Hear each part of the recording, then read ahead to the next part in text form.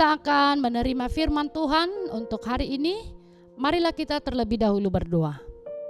Kasih karunia dan damai sejahtera yang dari Allah Bapa dan dari anaknya Yesus Kristus menyertai hati dan pikiranmu. Amin. Firman Tuhan dari kitab Efesus pasal 3 ayat 17. Sehingga Kristus diam di dalam hatimu oleh iman, agar kamu sesudah berakar dan berdasar di dalam kasih. Demikian firman Tuhan. Merdeka. Bapak Ibu dan kaula muda yang dikasihi Tuhan, masih terasa hangat dalam hati kita semangat hari kemerdekaan yang baru kemarin kita rayakan pada 17 Agustus 2025.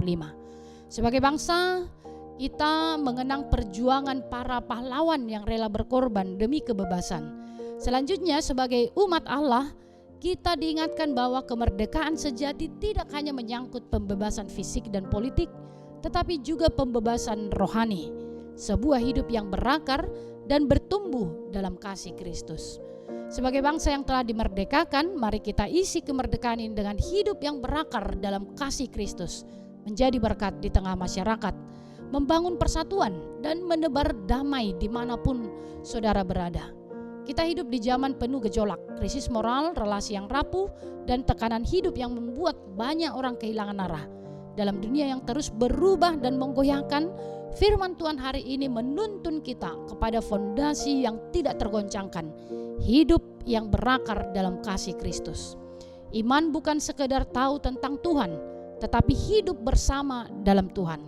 Rasul Paulus dalam doanya kepada jemaat Efesus mengungkapkan kerinduan agar mereka tidak hanya percaya secara intelektual, tetapi menjadikan Kristus sebagai pusat hati dan hidup mereka. Dari sinilah akan tumbuh akar yang kuat, akar kasih yang sejati. Paulus menggunakan dua istilah yang mendalam, berakar dan berdasar. Seperti pohon yang memiliki akar kuat, hidup orang percaya pun seharusnya kokoh karena bersumber dari kasih Kristus. Akar memberi kestabilan dan kekuatan saat badai datang. Demikian pula kasih Tuhan menjadi penopang saat hidup goyah. Yeremia 17 ayat 1-8 memperkuat pesan ini. Diberkatilah orang yang mengandalkan Tuhan, yang menaruh harapannya pada Tuhan. Ia akan seperti pohon yang ditanam di tepi air, yang merambatkan akar-akarnya ke batang air. Hidup yang tidak berakar mudah digoyahkan. Hari ini semangat, besok bisa tumbang. Tapi orang yang tertanam dalam kasih Allah akan tetap bertumbuh sekalipun menghadapi tantangan. Iman bukan berarti hidup tanpa masalah, tapi berarti memiliki dasar yang tidak runtuh di tengah badai.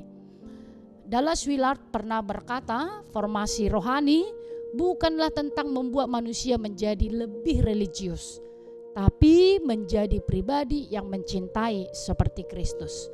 Jika kita sungguh berakar dalam kasih Kristus, maka kasih itulah yang akan keluar dari hidup kita lewat kata-kata, sikap, dan tindakan.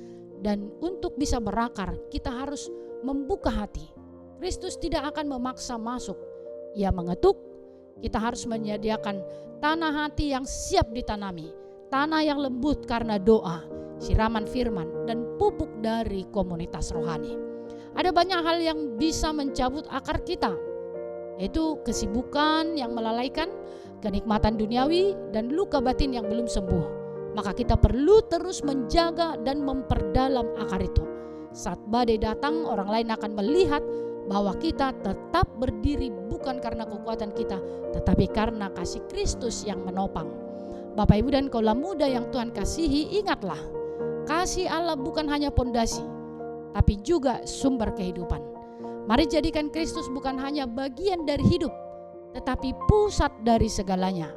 Berakar dan berdasarlah dalam kasih, dan hidupmu akan menghasilkan buah yang kekal. Amin, kita berdoa.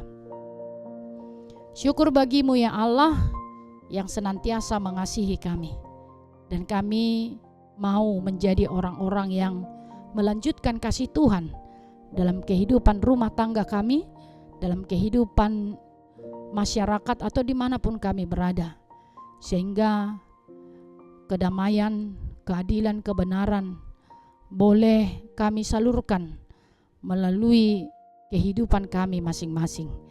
Oleh karena itu Tuhan, Kiranya Tuhan menolong dan membimbing kami sehingga kami mampu menjadi pelaku-pelaku firman Tuhan. Kami berdoa untuk seluruh jemaat Tuhan yang dalam keadaan sakit. Kiranya anugerah kesembuhan Engkau curahkan dalam kehidupan mereka. Engkau berkati dan Engkau berikan kekuatan, kesabaran kepada saudara-saudara kami yang merawat orang yang sakit, sehingga mereka tetap bersemangat, sabar, dan doa-doa mereka menjadi penyemangat dan kesembuhan kepada saudara-saudara kami yang sedang terbaring karena sakit. Engkau berkati juga saudara-saudara kami yang berulang tahun kelahiran dan juga pernikahan. Kiranya cinta kasih Allah Engkau senantiasa anugerahkan dalam kehidupan rumah tangga mereka dan juga kehidupan saudara kami yang mensyukuri hari kelahirannya, sehingga mereka senantiasa bersuka cita dan bertambah-tambah berkat Tuhan dalam kehidupan mereka masing-masing. Kami juga berdoa untuk bangsa dan negara kami ini. Kiranya Engkau memberkati para pemimpin kami sehingga boleh mengarahkan, membawa negara ini ke kehidupan yang lebih baik lagi. Bapa di sorga, ampuni kami atas segala dosa kami, supaya kami layak menerima kasih-Mu. Demi Kristus, terimalah doa kami ini. Anugerah Tuhan kita Yesus Kristus, kasih setia Allah Bapa dan persekutuan Roh Kudus menyertai saudara sekalian. Amin.